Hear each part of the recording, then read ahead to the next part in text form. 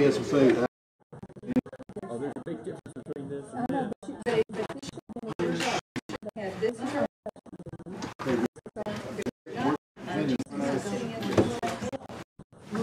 You know what? Maybe she didn't put them out. Okay, I'm sorry. Maybe they're not out yet. But anyway.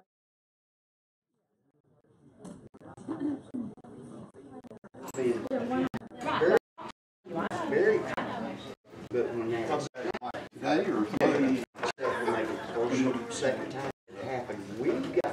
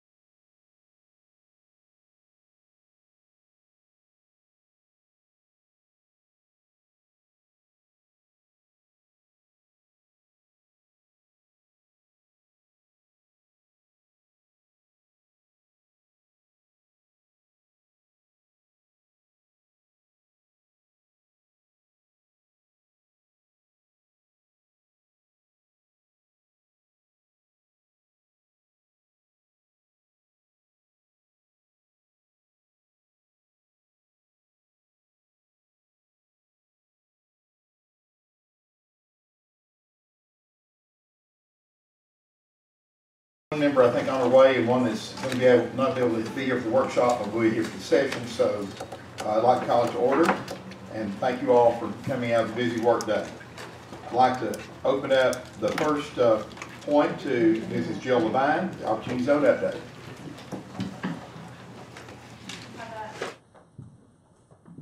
Here, Jill. Oh, but we have a slide to pull up.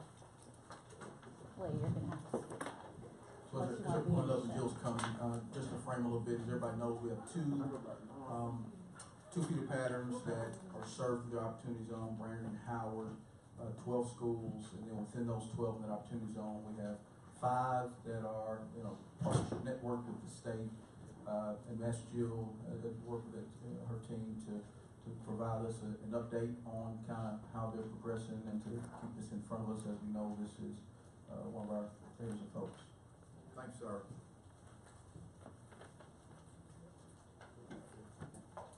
Is it working? Oh, there we go. Okay, great. So I thought the best way to put this together would be just to do kind of an Opportunity Zone by the numbers presentation for you today. So as we've talked about before, we have 5 focus areas in the Opportunity Zone: great leaders, great teachers, powerful basics, engaging hooks, and a supportive village. So just some updates along those lines. Recruitment has gone really well. As you may recall, we have a full-time recruiter who, her whole job, she wakes up every day finding great teachers to come to the Opportunity Zone. We've hired over 50 new teachers for next year. Since January, we were given the opportunity to do early hiring, which really helped us, and have some educators coming in from Alabama, Arizona. We have a couple coming from Colorado who are experienced teachers. We've hired over 50 new teachers for next year. Since January, we were given the opportunity to do early hiring, which really helped us, and have some educators coming in from Alabama, Arizona. We have a couple coming from Colorado who are experienced. These instructional coaches do this year. Since January, we were given the opportunity to do early hiring, which really helped us, and have some educators coming in from Alabama, Arizona. We have a couple coming from Colorado who are experienced. These instructional coaches do this year. Since January, we were given the opportunity to do early hiring, which really helped us, and have some educators coming in from Alabama, Arizona. We have a couple coming from Colorado who are experienced. These instructional math, I'll highlight a few of them. We have 130 opportunity to do early hiring, which really helped us, and have some educators coming in from Alabama, Arizona. We have a couple coming from Colorado who are experienced. These instructional math, I'll highlight a few of them. We have 130 opportunity to do early hiring, which really helped us, and have some educators coming in from Alabama, Arizona. We have a couple coming from Colorado who are experienced. These instructional math, we've built a cohort of coaches to work together and collaborate throughout the Opportunity Zone. Lots of exciting work in literacy. You may have read about our couple coming from Colorado who are experienced. These instructional math, we've built a cohort of coaches to work together and collaborate throughout the Opportunity Zone. They get to sign a big banner. Lots of exciting work in literacy. You may have some of our board members were there for the kickoff, actually. So far, 1,502 cohort signed coaches. That banner and receive a sticker and collaborate throughout the Opportunity. We've talked before about the rise of exciting work reading intervention programs. We have 51 sessions going on in 10 of our. So far, 1,502 coaches. That banner and receive a sticker and collaborate throughout the Opportunity. We've talked before about the rise of exciting work reading intervention programs. We have 51 sessions going on in 10 of our. So far, 15 working and training teachers in coaches. That banner and receive logic and teachers. We've talked before about the rise of exciting work reading intervention programs. We have 51 sessions going on in 10 of our. So far, 15 working and training teachers in coaches. That banner and receive logic and teachers. We've talked before about the rise of exciting work reading intervention programs. We have 51 sessions going on in 10 of our. So far, 15 working and training teachers in coaches. That banner and receive logic and teachers. We've talked before about the rise of exciting work reading intervention programs. We have 51 sessions going on in 10 of our. So far, 15 working and training teachers in coaches. That banner and receive logic and teachers.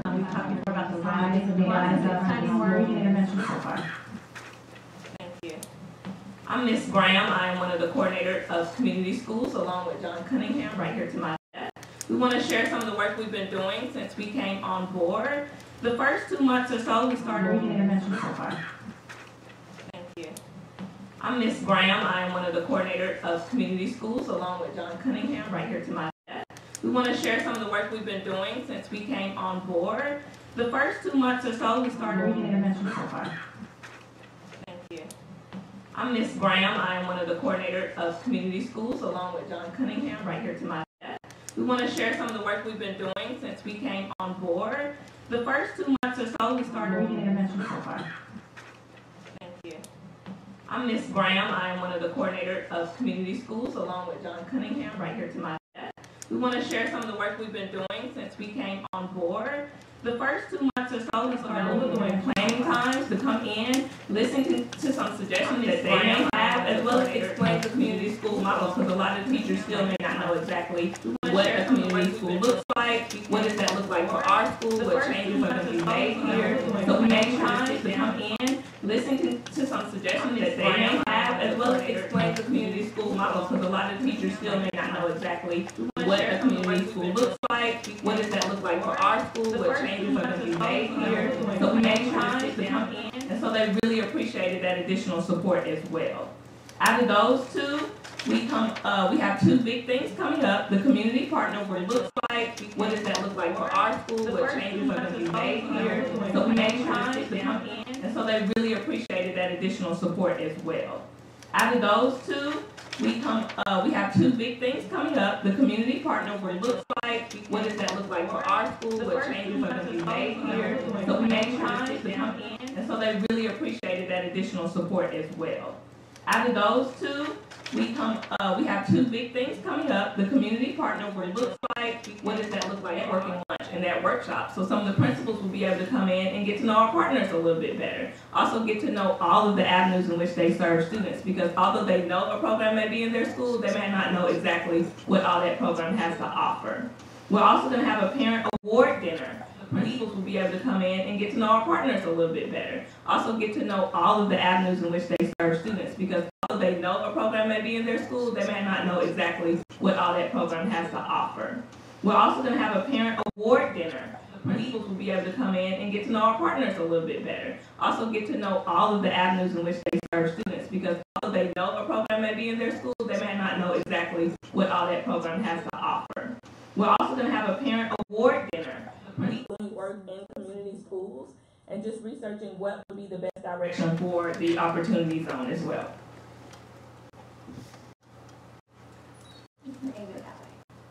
Oh, that way? Yeah. People who work in community schools and just researching what would be the best direction for the opportunity zone as well.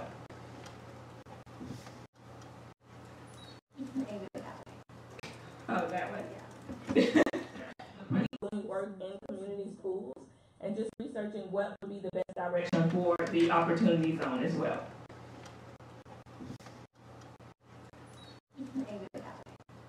Oh, that way? Yeah. People who work in community schools and just researching what would be the best direction for the opportunity zone as well. They are thinking about and brainstorming what their community school is best fit for their community. We have 4 schools piloted and lead partners high schools, and just researching what would be the best direction for the opportunity zone as well. They are thinking about and brainstorming what their community school is best fit for their community. We have 4 schools piloted and lead partners high schools, and just researching what would be the best direction for the opportunity zone as well. They are thinking about and brainstorming what their community school is best fit for their community. We have 4 schools piloted and lead partners high schools, and just researching what would be the best direction for the opportunity zone as well. They are thinking about and brainstorming what their community school is best fit for their community. We have 4 schools piloted and lead partners high schools, and just researching what would be the best direction. Have bridge camp planned for this summer. Next school year, so what's next for their community? We have 4 schools piloted and lead partners high schools, and just researching what would be the best direction. Have bridge camp planned for this summer.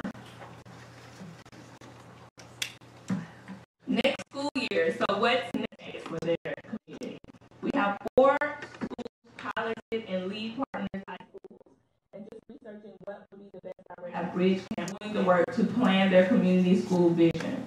4 community schools launched, 1 community panel, which consists of members from different organizations and agencies, piloted and lead partners high schools, and just researching what would be the best opportunity at bridge camp, doing the work to plan their community school vision. 4 community schools launched, 1 community panel, which consists of members from different organizations. Yes, one more. You may have noticed What would be the best opportunity at bridge camp, doing the work to plan their community school vision. 4 community schools launched, 18 teachers have 1 had their community projects panel, funded, which and we've raised consists of about members from different $263. So lots of excitement there. Just providing additional support for teachers. What you see this video. community school vision. 4 community schools launched, 18 teachers have 1 had their community projects panel, funded, which and we've raised consists of about members from different organizations. 200.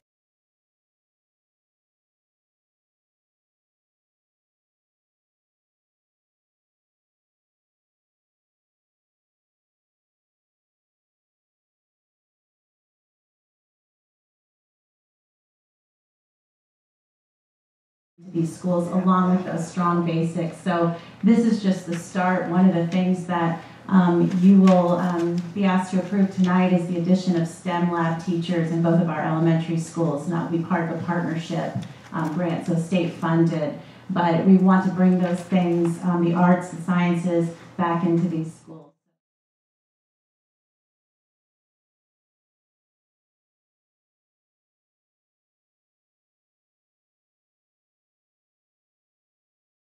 At Chattanooga State, the little guys race at 9:15, and the high school kids, Mr. Goad, 12:30.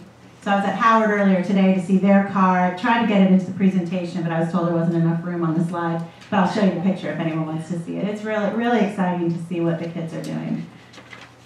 Lots to come. So we are excited about the partnership zone with the state, a new writing program that's going into place, more arts opportunities in these schools, new teacher coaches to really support those first-year teachers so that we can retain them in these schools. We're adding e-labs in 2 of the schools this fall, and of course the future.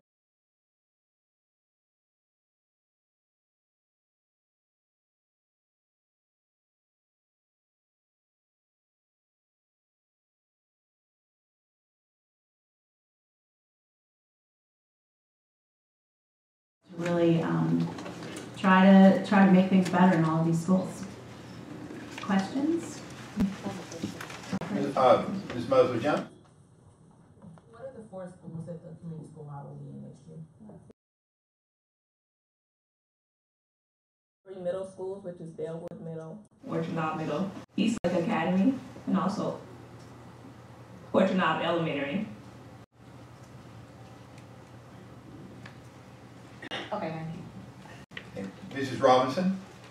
Thank you for your work on this. I had a question for Melissa as well. Yeah. The parent advisory councils, I was just wondering, is it something that we can drop in on and attend just to hear what's going on? Of course. Okay. Actually, the plan for that is those 24 parents that are nominated and actually win the Outstanding Parent Awards, those are going to be our first parent leaders to form the founding advisory council for that. So I think we'll have a good start on that. I think that's awesome, because Kathy's done a great job with her advisory council on her district. Mm-hmm. I was planning on starting one in my district, but I thought it just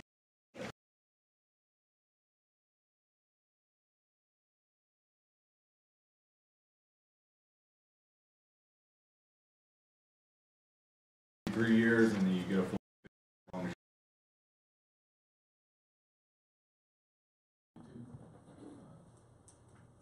should show a heart to our teachers and show some concern. We do not offer a retirement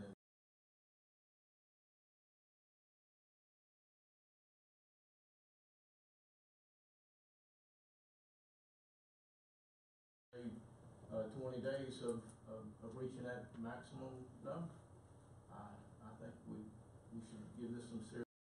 I don't think there's many that it applies to, but I think we should look at it, consider it, really do. And I hope that we can have some of it now. And if the discussion is lively, I think it should be added to the agenda coming up. there be an addendum attached to our retirement offer that would allow these few that have also applied to retire with it, that are missing it by a few days. So I'd like to have some discussion about it. First, we got Mrs. Lennon and then Mrs. Thurman. And I understand that. I think that's really, really a difficult situation. I fear that if we continue to open it up and look at case after case after case, that if we don't draw the line, then we're going to continually have people challenge it and want us to look at their special circumstances. Because I agree, I think special circumstances. However, if we have already set the standard and we already are taking, because people do not have to take the early retirement option, that to make it fair to everybody, that we're going to have to really look at that, because then we'll be opening up Pandora's box for a long. Well, I don't think we have to open it up for a long period of time. I think we should use those who have turned in their paperwork. Those who turned it in, and as they looked at work and their days and years of retirement, there are a few days that were short. Some of them because of extenuating circumstances as a teacher. Example, I had one teacher tell me that she was injured on the job and created some days that she missed of no fault of her own. And looking back at paperwork, there was actually no on-the-job injury report filed, which to me, being a school principal in my life and experience, I found anytime you had an injury, anytime a teacher had a complaint of being hurt, you always filled out the paperwork. And many times paperwork can be filled out, but just may not be on the proper form. So I think we should look at some of these cases, and I think we can make a better judgment. Like I say, we don't offer this too often. I think we should be show a little flexibility, and especially in those that turned in the paperwork. If they're close, if something's there, we should consider it. Thanks, sir. Ms. Thurman? Yes, I don't know if Dave was speaking of the same, one of the teachers who contacted me, but this situation was one where they were attacked by a student. And the teacher missed quite a few days, and I think it's probably the same one because the report was not filed. And so this teacher ended up lacking a few days because she did have to take quite some time off, but that was certainly nothing of her doing to this. So like I say, I don't think there's going to be that many of those kinds of cases that come up. That's the only one at that time, and I can understand Kathy's concern too about opening it up for people who are 6 months, 8 months, whatever, lacking. But I'm just talking about a matter of a few days. And had this teacher not been injured on the job by a student who she chose not to press charges against, which I give her kudos for that, I guess. Because she was doing what she felt like was right. And now I think we just need to do what we feel like is right for them. But I don't think there's going to be that many of those kinds of cases. Dr. Allen. Ms. Jones? I'm not sure his name. I just wanted to make a comment. They made the suggestion of putting this on the agenda tonight. I know we don't vote on things in this meeting. Can we just put it on there? If we decided we have to vote during this, put it on there. We can just do that. Okay. But I think this is something worth putting on there. Is that, do we need to make a motion on that, Ms. Ford? You don't motion in this meeting. If you choose to, if you do it by consent in this meeting, we'll just add it as an amended item. Well, if no one has an objection, why don't we add that as an amended item, and then we can move on with the rest of our workshop. Does anyone have an objection to that? Yes, ma'am, Ms. Jones. Do we know how many, because I'm sure if this is the situation for one, there's probably a couple of others. Do we know about how many, do we know, Keith, about how many or a range? I know you can't maybe be exact, but an estimate maybe. So we estimate that we talked to probably about 10 individuals, both certified and classified, that were either short on time or short on age. Very few days within the month. So there's probably 10 people that we talked to during the process, 10 to 12, somewhere in that range, that we talked to during the process. That when they presented their information to us, we said, well, that would not qualify. So there's people who have not submitted based on their discussion and our feedback to them about the requirements for the incentive. We did just this afternoon, did a quick look of, if you look at, say 30 days beyond June 30th, and there's probably somewhere in the neighborhood of 15 to 20 people estimate. Now, that was a really quick look without a lot of details,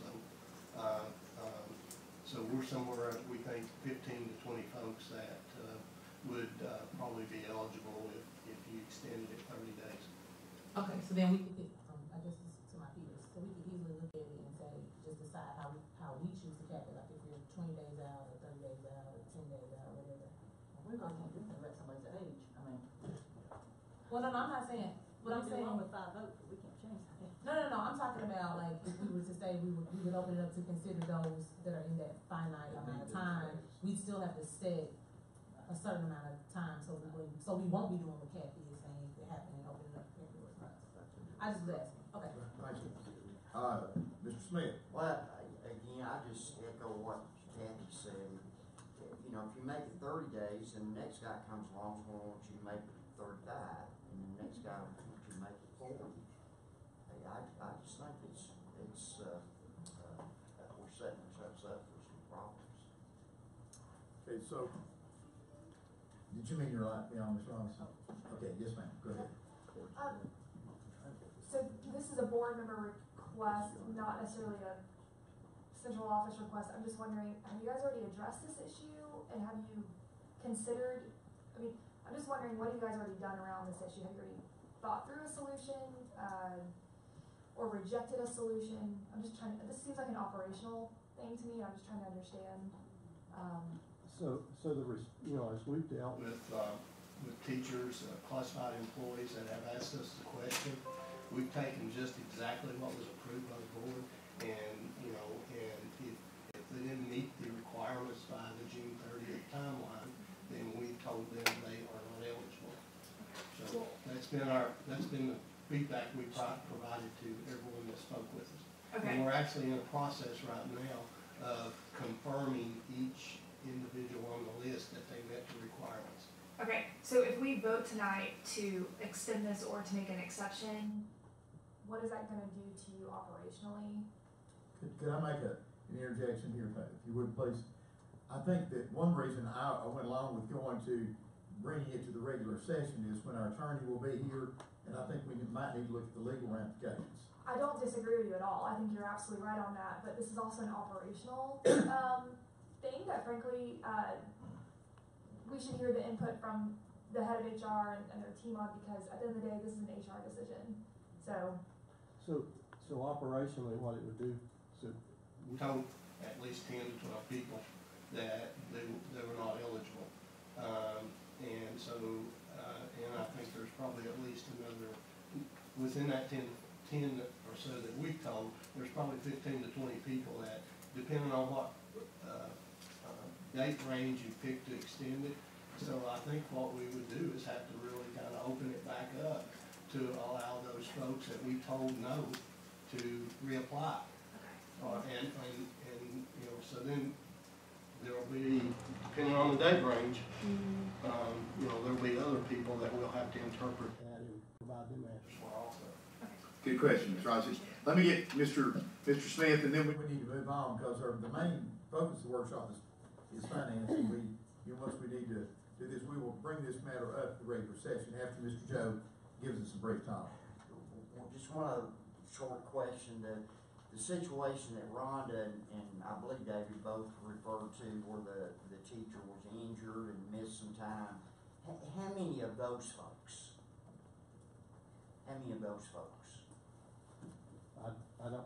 don't know. Because I think that's a whole different discussion. I mean, if you got some folks that had some things happen like they're referring to, then I'd definitely be for looking at that, but I'm not at all for looking at moving that date. I just think we're setting ourselves up. Thanks, sir. Moving on, please. Next is the retirement incentive update, which I guess Mr. Vogel may have already done part of it, but if you would like to add anything, sir? So just give you some high level numbers, 176 people have submitted, and we have and we're still doing some preliminary, that's a preliminary number, we're still doing some review. Of that number, 136 were certified, 40 classified. So just, that's kind of a high level breakdown. Any questions? Does that include people that are questionable that you've not verified yet? That does include, I expect that we will see that number just based on the reviews we've done to this point, that we'll see that number drop 2 or 3 people. So we'll be somewhere below 175, I anticipate. How many is that? How many did you have about 150? Well, 178 minus 15 or so, 10 or 15? No, I'm sorry. The 10 or 15 I talked about earlier are not included. They're not included in that 178. Okay. All I'm speaking to is that as we go through the reviews, we anticipate there will be 2 or 3 people that have submitted their request to be included in this incentive that will not meet the criteria as it currently is stated. Thank you. No, normally, our target number was 150, so we had estimated 150. We're at 178. I think we're prepared for somewhere between 150 and 200. normally we see about 100. The average for the last 3 years was 130. Thank you, Nick. We think we can do better next time, but overall, I think it was a success. Several people who were there, and thank you. I've got a real quick question. I have always, I thought a possible solution for some of these folks might be if they would buy 1 year of retirement. But now, I was told by a friend of mine recently that they no longer allow 1 year of retirement. Are you aware, Christy, of that? I know Don's in the system, but yes, sir. I don't believe they allow retirement to be bought. You can use your days to qualify. So if you had a year of sick leave, then however many sick leave days you have, if you had a month of sick leave, that would increase your retirement years by a month. Totally understand that, and I'm just saying, in the past, people could purchase, time that was not on their retirement. And I'm not aware of that. That may have to that would be beneficial. That's fine. I just thought you might be. Thank you so much. Okay, thank you very much. No other questions? On to the budget with Don Hall and Christy Jordan. Thank you, Dr. Hollander. We'll jump in the budget as soon as it comes up. That's all right. No, it's all right. I don't like numbers very much. So Christy and Don have definitely been talking a whole lot during this. So we always start here with being really the fastest improving school system in the state, and really, again, I always impress upon us that word improvement means every area of our district and our organization really as a whole. Your vision is what ultimately drives us in the direction that we want to go, and I'll take this moment to share that one of the things you'll see in the middle when you wrote these headlines, that Hamilton County Schools is ranked by U.S. News and World Reports as a top school in Tennessee. I will share that we actually made the U.S. News and World Report last week, that we were mentioned in an article. So for Future Ready Institutes to launch. So we're working towards that goal, but you all set some bold goals, some ambitious goals that we always hold near and dear to us as we go through the work. The goals for this budget cycle, you can see them before you, really aligning our budget to the board and the community priorities, addressing employee compensation, increasing efficiency in the use of district resources, and then obviously always being transparent with our budget. I'll turn it over to Don at this time to talk a little about transparency. Good afternoon, Board, Chair, Superintendent. One of the primary drivers for this year's budget development process was to increase the level of transparency. So some of you may have been watching me look at my watch. We have been doing real-time updates, and as certain documents go up, we're posting them on the website live. So it's synced. What you're getting is what's on the website right now. This is the homepage for the district, and you see noted on there, there is a link for budget transparency, which goes to the next page. When you click on that, you see the documents that have been shared with you previously in our various updates. And the stuff we just put on will be updated. The slide obviously was taken before today's updates. But we want to make it easy for people to see what we're doing as a school district. Thank you. We're going to walk back through today very quickly the steps we've taken so far in the budget development process. Although you all probably remember every step, we know that others may not have been here for each of those steps. So our first one was February the 15th, and this is where we really looked at the priorities and the base budget. And as you see on there, that is the base budget we started with. Last year's base was $372 million. We identified there were two costs that were passed on to us, and we had to incorporate them in the new base. So the new base became 377, which you've seen before. The other thing that we've talked about numerous times is community priorities that came from the listening sessions and in other venues. And you see the arts, the social emotional supports, security, community schools, and STEM, science and technology, and engineering and mathematics. So we've tried to let these priorities do a lot of the driving for the priorities in our budgets and how we either move money from place to place or increase funding. You've seen this chart before, and as we shared then, our budget, 81% of it is salaries and benefits, and you see the other items listed below that. So at any point, if you want to take this and go back to your budget book, you can sit down and go all the way through those categories. The next slide is really important. 93% of all employees in this district are school-based, and sometimes that doesn't necessarily translate to what may be in the newspaper or in the grapevine. But I think that's really important to realize that's where they are. And 70% of those are teachers. At the second meeting, we went over the two things primarily. The capital maintenance fund, you had a handout showing how the projection was to spend the $3 million that's currently in the budget for capital maintenance fund. The next thing we gave you was a summary by department, a kind of an executive summary of our $377 million base budget. And then the last thing we gave you was the 226-page line-by-line detail of every account that was in the budget. So I believe that's everything you got last time. So as we transition to this, our third session, we'll go back and start with our community listening sessions. We've had 10 of them so far. We have 4 of them left.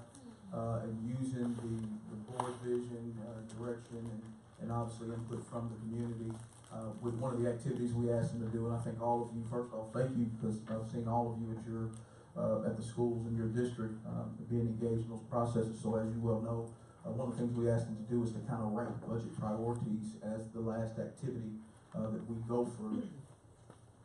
One of the things we also shared as an entry point is that obviously with where just the country is as a whole, we for those of you that are out there that may not have been, we give each person that's there 5 dots, and we have a list of priorities that are kind of there, and they get an opportunity to go around and really put on their put their 5 dots where they so choose.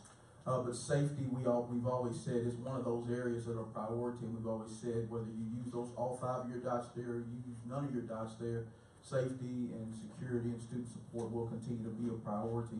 And you'll kind of see throughout as we continue to go forward what's there. There's been an investment from the district that I think is important to point to as we go through this process. Over $3.4 million in recent budget cycles towards safety, and really a kudos to finance and obviously and the team really as a whole in looking at which you all's board, the way in which we are mindful about that. So wiring, telephones, intercoms, visitor management systems, and controlled access doors are things that have been done as we even step into this budget cycle. Also, between 2015 and 2017, over the last couple of years, an additional $2 million was spent on upgrading security video systems, which are phenomenal. So you've got $5.4 million commitment that you see the district has made over the course of the last couple of years. In addition, what you'll see today is that there's an additional $1.4 million commitment to safety, security, and student support. And in other news, you may have seen a day or two ago, the governor released that there will be a $30 million proposal of state funds for school resource officers and other safety measures that we'll have to continue to wait until the legislative assembly is over to really determine how those will best be used in the days and weeks ahead. But really excited about the additional funding and potential revenue stream that will be present for us.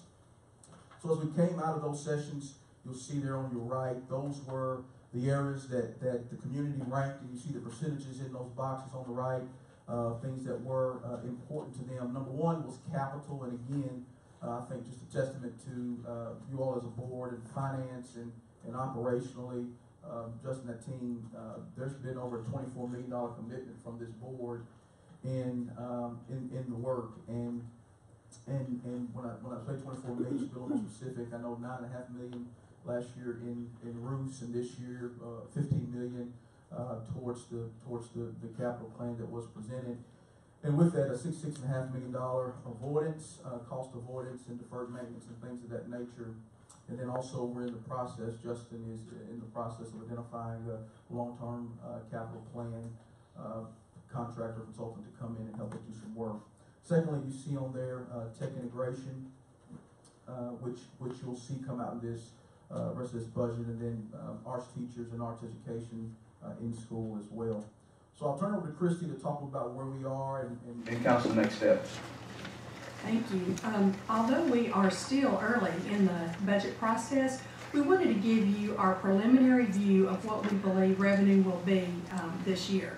So please keep in mind that these are preliminary estimates based on the information that we have at this time. To bring us up to date, we started with our 18 adopted budget revenue of $372.2 million.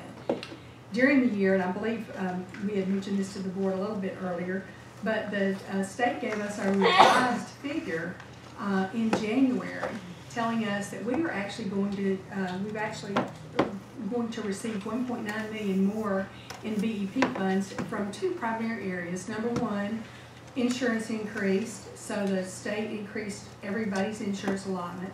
And number two, there was an initial, they had made an initial error on our ADMs, and so they came back, and adjusted that.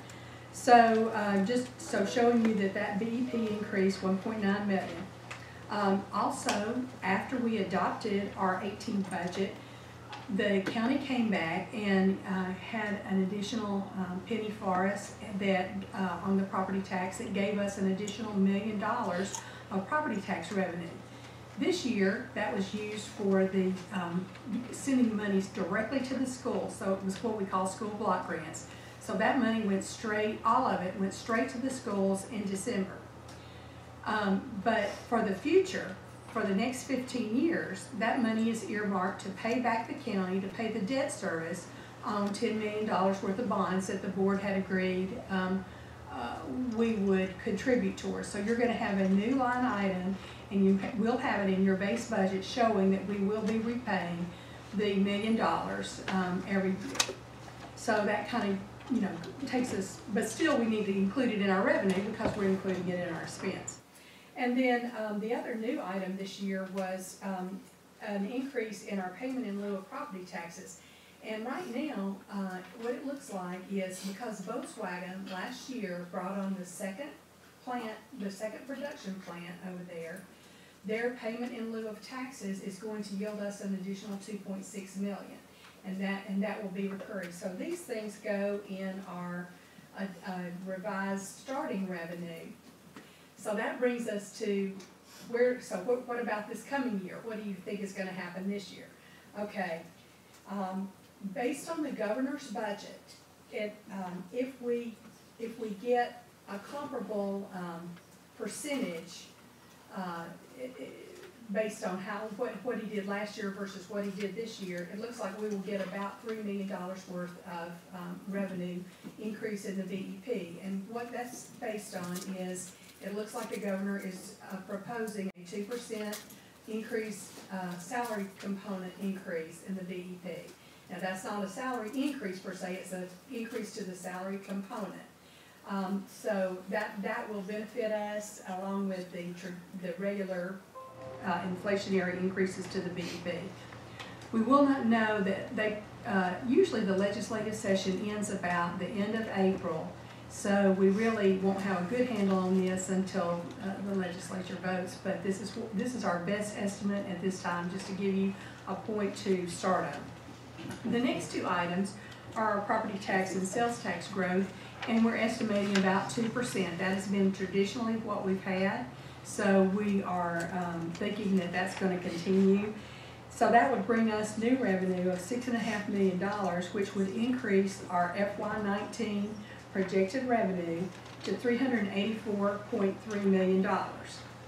So when you go to the next page, that just kind of going back and doing a reminder, you know, we had on our expenses, the big thick 226-page document, you had a base budget starting point of $377.2 million. However, based on the retirement incentive results that we have had so far, we believe it is sound to use a $5.6 million decrease in our expenses. Okay, you remember the base budget is built on what would it take on July 1 to open the doors with the existing people that we have. Well, we know right now we're not going to have exactly the existing people we have. We believe they're going to cost $5.6 million less. So that reduces our budget starting point to $371.6 million. So when you carry this on through and you go on to the next the next page, okay, you see, I'm sorry, back up. So you saw the base budget of $377, the 5.6 retirement incentive. It got us to our 371.6 expense starting point. And what you're going to see in the next few slides is our anticipated additions that we will be requesting, and the total will be $12.7 million. And there are really two things that I want to say about what's getting ready to come up in this $12.67 million. Number one, we have our budget requests aligned with our plan and goals, and you're going to see how each of our budget requests aligns with our plans and goals. And number two, you're going to see we're anticipating a balanced budget. So those are the two things that you will see coming up, and that would mean our expense budget would match our revenue at $384.3 million. So as we kind of jump in here, you know, we call it down. These are kind of 5 big areas that we looked at and shared as we've gone through, and really when we look at accelerated student achievement, we look at arts and social emotional supports, and with our future ready students, we want to make sure that they have access to technology and that we're using that technology to individualize instruction and using that as a platform to prepare them better for post-secondary. You'll see us share some things with great teachers and leaders, and as well as engage community schools, and effective and efficient operations. These alignment of these 5 areas with what the community shared with us as a focus. So as we dig in, accelerated student achievement, we like to see an increase, and you'll see here before you, we have the ability to increase our EL support. We've shared that from a compliance standpoint of where we need to be in regards to servicing our EO populations. We're not necessarily there at this moment. And still working to increase that. Also, nurses, you'll see an addition or so there. Individualized learning, access to technology, teachers having access to the resources that they need. You'll see that reflected in the budget that'll be before you. Great teachers, great leaders. You'll see Keith and his team doing a lot of work around new teacher induction and making sure that teachers are supported, and also a salary increase that will obviously be pending collaborative conferencing and working with the association on that. And as far as engaged community, you'll see some increase in family engagement and community relations, and with efficient, effective operations. Obviously some work around campus support, transportation, and operational software. So this gets a little bit deeper into how those numbers are broke down. You'll see 4.02 committed to accelerating student achievement and future-ready students, great teachers and great leaders. 4.5 with the bulk of that being in pay. Get that word out. And engaged community. Another 300,000, effective and efficient operations, which primarily deals with safety. You'll see the numbers play out and equal that 9.91 million. I'll turn over to Don, and he'll hit and highlight the line item detail of what we're bringing forward. Thank you, Dr. Johnson. In the 4 categories that he just presented to you, what we've tried to do at this point in the presentation is to show you within each of those areas some of the very specific items, and we've put in there the estimated cost. So with the accelerated student achievement and future ready students, we're looking at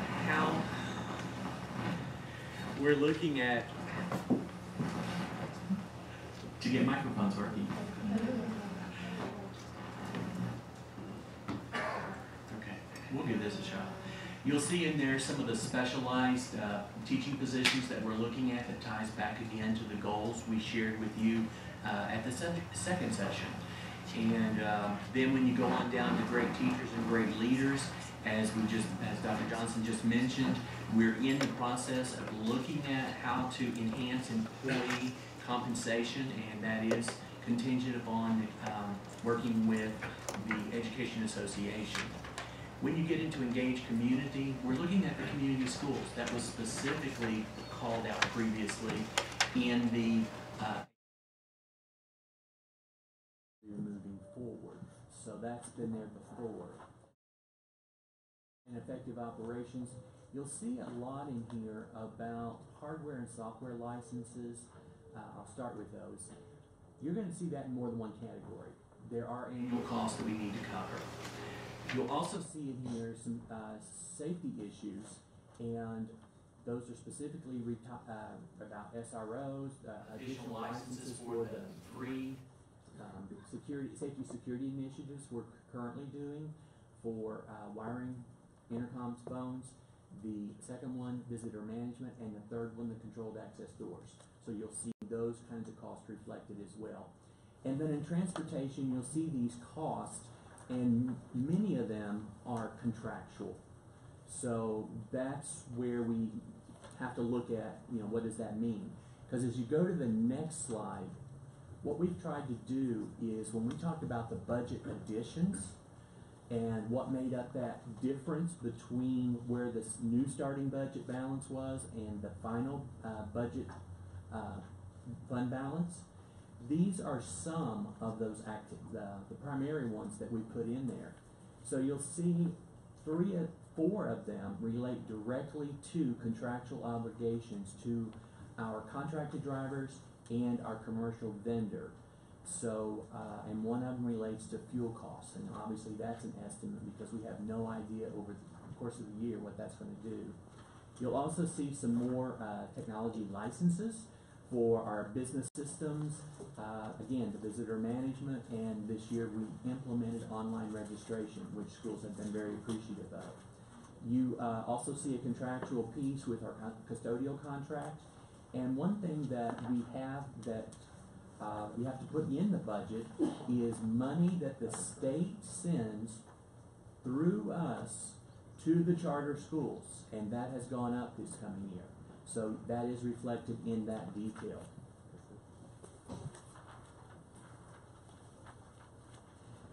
Again, we talk a lot about safety, security, and student support. So additional items that's part of that growth are some additional counselors, our community schools program, the visitor management controlled access doors we've talked about again, and the SROs. So those items again reflect the district's continued focus on safety and security.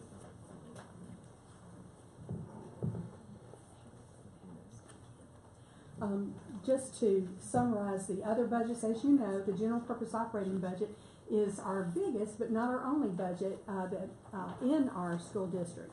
At your place, you will have a 2-page summary for each budget. It starts with the GP budget.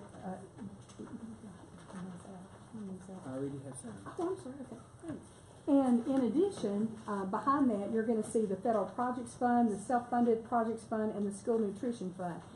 There's a summary sheet, and there is a typo on the Federal Projects Fund that starts with 26 million. You're getting ready to get there. It should have. That was a typo. The actual budget has 27.2 million in it, and that is at your place. But in case if you want to strike through what you've got, or if you want a corrected cover sheet, the actual Federal Projects Fund budget is 27,282,000, and your detail listing will cover 18 different grants.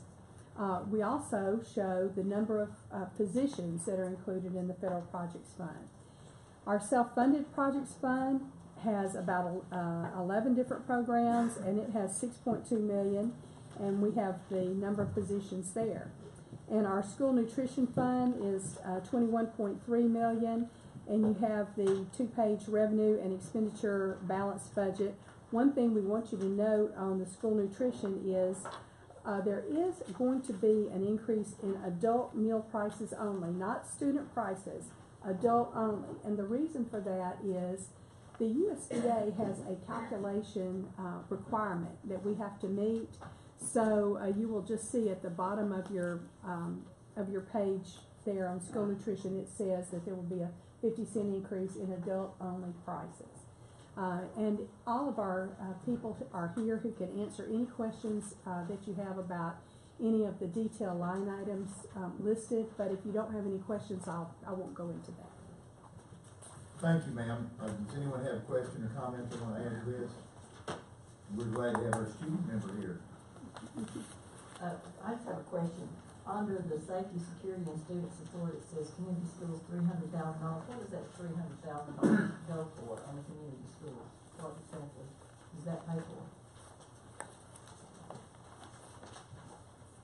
And you have to hire extra personnel. Does the principal get a stipend? Yeah. So what is that? Yeah. So as we organize around community networks, one of the things we've heard is about community schools, and really want to make sure we take all the resources that we have around the community and organize them in a way that helps to benefit students. I mean, I think we all know that 7:30 to 2:30, 7:30 to 3:30, 8 to 3, whatever the hours are, wherever the school is, you know, that wraparound support is important. And as you know, it was shared by Jill's team, Opportunity Zone. We want to see that really spread across our district. I know Northside Neighborhood House is working with Hickson and is working with Red Bank, and so we're just trying to accelerate it to. Well, I understand that, but I was saying, what's the $300,000? Yeah, I got it. It's for community engagement. It doesn't pay for all 4 of them. It's for community engagement specialists that work in those learning communities. So it's like tutors and things like that? Correct. And organizing tutors, organizing after school programming, bringing together the resources that are there in the community as we organize around the community networks, learning communities. Good question. Thank you, ma'am. I believe it's Mr. Smith and then Ms. Jones. Boy, just a lot of information to digest here. So I feel like, at least for me, I'm going to have some time to kind of go through all this to even ask intelligent questions at this point. So I would like to have gotten this a little sooner. But one thing that kind of jumped out at me here under unavoidable expense. And there's a figure here for a Durham contract increase, 97,351. Why the increase? It is the COLA that's already built into the contract. Durham has one more year with the school district, and in there it is built in to that contract. Same thing with our contracted drivers. There is an annual increase built into that contract. So we knew that. This time last year, we knew that was going to happen. Yes, and that's why we went ahead and put it in the budget this time again. And just one thing for note as we look at timeline, you remember, I think we have, what, Christy, 2 more sessions. We have another work session and a formal. And so we're probably a little bit ahead in our, from the standpoint of what we're setting priorities. So you've got a month to really go through this, really poke and prod whatever questions you have. Our team will gather, will answer anything that's there. We'll spend the course of the next month really trying to educate the community around how we've aligned to your priorities and what are the community priorities. And honestly, I want to give, again, accolades to Christy and the team in finance and Don. If you know Christy, she's a penny pincher in a great way, and I mean it so positive. But I always get so she gets so excited when she can figure out financial stuff, and she's been pretty excited about this budget process, and I'm appreciative as a new superintendent, candidly coming in and being able to create and find efficiencies within our budget that allows us to align ourselves to priorities. One more comment there, but I appreciate what you said when you first started talking. You made sure to say the word balanced budget. I appreciate that. I'm still not hearing any talk about making school fees go away, and I recognize the schools, the principals, the teachers, they need that money. They need that money. I understand that. So if they go away, then we got to find a way to make sure it doesn't go away. In other words, they still have the money they need. But I want to insist on hearing some discussion why we can't make that happen during this budget process. Robinson, Ms. Thurman, and then Ms. Jones. You brought up the fact that we only have one more year with Durham. When will we start discussing alternatives? Yeah, I think over the course of this upcoming year, definitely already discussion. I know Lee and David and I, we continue to have. Thank you. Ms. Thurman? Yes, I was just noticing that focus areas reflected in the FY19 budget addition. There's transportation. I know we talked about increasing Durham. We all knew that was coming. Is this additional transportation? Are we going to be transporting kids to these future ready institutes? We're going to transport all of them to the future ready institutes across the district. I'm just playing with you, right? Gotta have a little humor with me. Rhonda keeps me on my toes, y'all can tell. So here's, I think you all know that from a transportation standpoint, there are 2 things. We have a contract with Durham, then we have contracted drivers, and so there's dual increases that are there. Great question. That didn't answer my question, did it? Transportation. Okay, no, I said, are we transporting students to the future ready institutes? Oh, is that your question? Yeah, so I thought your question was the increase in transportation. So we would definitely like to get to a place where we can figure out within the construct of our budget as it's currently created how we can provide as many transportation opportunities as we possibly can. Now, before we do that, I'm going to go with Joe. We're going to give some more block money to schools and benefit all of the county instead of just the few that are fortunate enough to get to go to these schools. That's what I'm wanting to be sure. And another thing, I see the increase in pay, which is always good. Of course, the teachers union probably going to get their flames out at me again. But before we spend, what is it, 2.2 million? How many million was it? For every percent, it's about 2.2, so yeah, 4.4. About 4.4%. I think we need to look at part of that because the teachers say they have to take money out of their pocket, so this will be putting money back in their pocket if we give it to the schools to spend as block grants as well. So maybe look at maybe a 1% increase and give the other rest of the schools. something like that is something we might look at doing. Worth consideration. Ms. Jones? Thank you, ma'am. Ms. Jones? I have a question. Well, I guess it really is my question.